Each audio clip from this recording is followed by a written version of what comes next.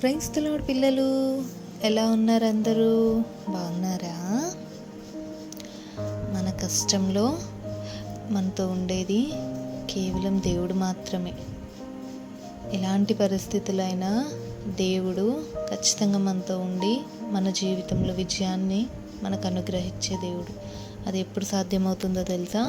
నువ్వు దేవుణ్ణి నమ్మి కేవలం ఆయన మీదే ఆనుకొని ఆయన చేయగలడు, ఆయన విడిపించగలడు అని విశ్వాసంతో ఉంటే నీ సమస్య నుండి నిన్ను విడిపించి ఆయన సాక్షార్థంగా ఆయన మహిమార్థమై నిన్ను దేవుడు నిలబెట్టుకోగలడు. ఈరోజు ఒక స్టోరీ విందామా పిల్లలు? ఫిలిస్తీన్ల దేశంలో గొలియాదు అనే మరి ఆ జానబాహుడు ఉండేవాడంట. ఆయన ఎంత హైట్ ఉంటాడంటే 7 అడుగులు పైనే ఉండేవాడు. అయితే గొలియాదు చాలా భయంకరంగా మరి ఇశ్రాయేలుపై యుద్ధం చేయడానికి వస్తాడు. ఫిలిస్తీన్లందరూ అనుకుంటారు గొలియాదే మా బలం, గొలియాదే మాకు విజయాన్ని కలిగించే మనిషి, గొలియాదును జయించుకునేవాడు ఎవరు లేరు ఇశ్రాయేలులో అని ఫిలిస్తీన్లు గొలియాదును బట్టి ఎంతగానో గర్వించేవాళ్ళు. ఆ గొలియాదు కూడా తన శరీరాన్ని బట్టి, తనకున్న బలాన్ని బట్టి ఎంతో అతిశయించడం, ఎంతో గర్వించడం, ఇశ్రాయేళ్ల మీదకి యుద్ధానికి రావటం, ఇశ్రాయేళ్లను దూషించటం, మరి ఎంతగానో భయంకరంగా అతను ఒకరోజు యుద్ధానికి వచ్చాడనమాట.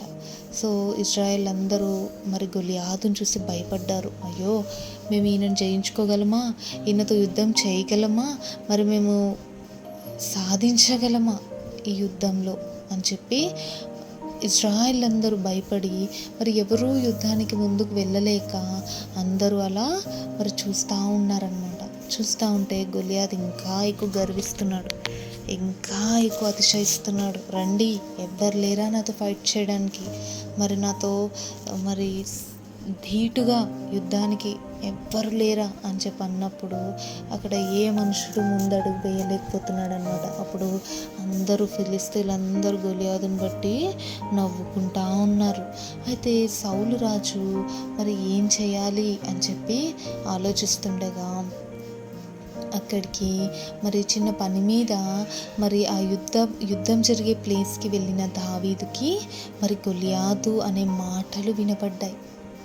అమ్మో, మరి దేవుని ప్రజలైన మనము మరి ఈ ఫిలిస్తీయుడికి భయపడ్డం ఏంటి, ఈ ఫిలిస్తీయుడికి భయపడి యుద్ధానికి వెళ్ళకపోవడం ఏంటి అని చెప్పి మరి దావీదు అనుకుని వెంటనే మరి అక్కడున్న ప్రజలతో అంటాడు, నేను యుద్ధానికి వెళ్తాను అంటే అక్కడున్న ప్రజలు మరి ఆ నోట ఈ నోట నుంచి మరి రాజు అయిన సౌలు దగ్గరికి ఈ మాట వెళ్తుంది. అప్పుడు రాజు అయిన సౌలు పిలిచి, దావీదు, మరి నువ్వు యుద్ధానికి వెళ్తావా?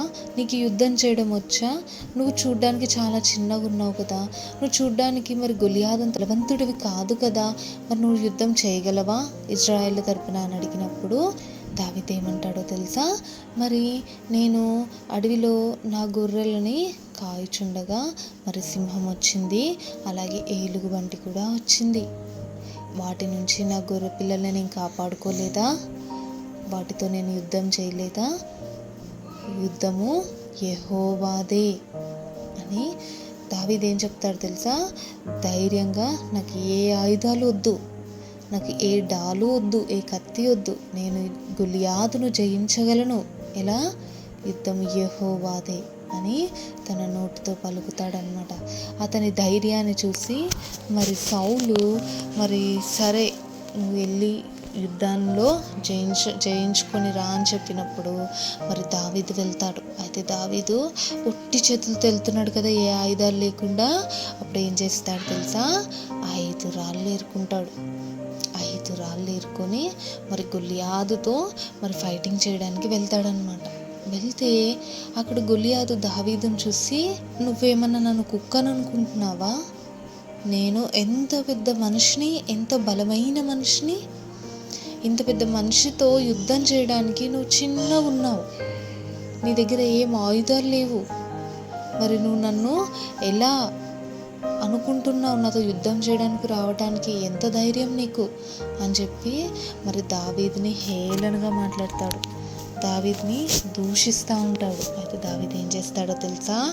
యేసయ్య నామాన్ని ఒక్కసారి స్మరించుకొని యేసు నామంలో మరి తను ఒక రాయి విసురుతాడు. ఆ రాయి ఎక్కడ తగులుతుందో తెలుసా? గొలియాతు నుదిటిపై తగులుతుంది. ఆ గొలియాతు నుదుటిపై తగిలగానే గొలియాతు వెంటనే మరి ముందుకి పడిపోయి తన ప్రాణాన్ని విడుస్తాడు. అంత పెద్ద గొలియాతు చిన్న రాయికి చిన్నవాడైన దావీదు చేతిలో మరి చనిపోతాడనమాట. అది చూసిన ఫిలిష్తీయులందరూ భయముతో పరిగెడతారు అక్కడి నుంచి. అక్కడున్న ఇజ్రాయేలు ప్రజలందరూ మరి ఫిలిష్తీయులను చంపడానికి ప్రయత్నిస్తారు. ఇది దావీదు వల్ల సాధ్యమైందని అనుకుంటున్నారా? కాదు, అది దావీదుకి అసాధ్యమే. మనిషి పరంగా చూస్తే ఖచ్చితంగా అది అసాధ్యమే. అయితే యేసు నామంలో దావీదు జయించుకున్నాడు. యేసు నామంలో దావీదు ధైర్యంగా ముందు అడుగు వేశాడు. దావీదు చేసిన పనిని బట్టి యేసయ్య నామం ఘనపరచబడింది. యేసయ్య నామం మహిమపరచబడింది. యుద్ధం చేసేది యెహోవాయే అని దావీదు నమ్మాడు. తన శక్తిని తను నమ్ముకోలేదు, మరి తన రాజును నమ్ముకోలేదు, లేదా తన సైన్యాన్ని నమ్ముకోలేదు, కానీ తన దేవుడైన యేసయ్యను నమ్మాడు. మన జీవితంలో కూడా మరి గొలియాతు వలె ఎన్నో సమస్యలు మన మీద ఉంటాయి. మరి మన జీవితంలో గొలియాతు వలె మనం కూడా ఎన్నో పరిస్థితులను ఎదుర్కోవాల్సి వస్తుంది. అయితే దావీదు వలె దేవుని వైపు చూస్తున్నామా? మరి దేవుడు చెయ్యగలడు అని చెప్పి నమ్ముతున్నామా? లేదా నీ బలాన్ని చూసుకుంటున్నావా? నీ చుట్టూ ఉన్న మనుషులను చూసుకుంటున్నావా? లేదా నీ ఆస్తిని, నీ చదువుని, నీ అందాన్ని చూసి అనుకుంటున్నావా నేను ఇవి సాధించగలనని? లేదు. మనం ఈ లోకంలో సాధించేది కేవలం యేసయ్య ద్వారానే. అది ఏ సమస్య అయినప్పటికీ, ఏ పరిస్థితులు అయినప్పటికీ, ప్రతి సిచ్యువేషన్ నుంచి మనల్ని దాటించగలిగింది కేవలం యేసయ్య నామం మాత్రమే. దావీదు చెప్పినట్టు రీతిగా యుద్ధం యెహోవాదే. ఏ విధంగా అయితే యుద్ధం యెహోవాదే అని తను రోషంగా చెప్పాడో, ఈరోజు మన జీవితంలో కూడా గొలియాతు వలె ఉన్న పరిస్థితులను ఎదుర్కోవడానికి మనం కూడా యుద్ధం యెహోవాదే అని చెప్దామా? దేవుని వైపు చూద్దామా? మరి ఫిలిష్తీయులు గొలియాతు మరణాన్ని చూసి పారిపోయిన రీతిగా మన జీవితంలో కూడా యేసయ్య నామం వినగానే ప్రతి పరిస్థితిలో ఉన్న మరి సమస్యలు పారిపోతాయి. నీ కన్నీరు తుడవబడుతుంది. దేవుని నామం నీ ద్వారా మహిమపరచబడినప్పుడు దేవుడు ఎంతగానో సంతోషిస్తాడు. అంతకన్నా గొప్ప ధన్యత మన జీవితంలో ఇంకేముంది? ఈ లోకంలో మనం జీవించినంత కాలం ఆయన మహిమార్థమైన సాక్షిగా జీవిస్తే చాలు కదా. ప్రేయర్ చేసుకుందామా? పరిశుద్ధమైన తండ్రి, నమ్మకమైన దేవా, మీకే వందనాలయ్యా. అవునయ్యా, మరి గొలియాతును ప్రభా, మరి దావీదు నీ వైపు చూసి జయించగలిగాడు ప్రభా. ఈరోజు మా జీవితంలో ఉన్న సమస్యలు కూడా, అనారోగ్య పరిస్థితులు కూడా ప్రభా, మరి ఎవరు ఏ మనుషుడు సహాయం చేయలేని పరిస్థితులు కూడా ప్రభా నీ వైపు చూస్తున్నాం. నువ్వు మాత్రమే ప్రభా వీటన్నిటి నుంచి విడిపించగలిగిన శక్తి సమర్థుడమైన దేవుడవు.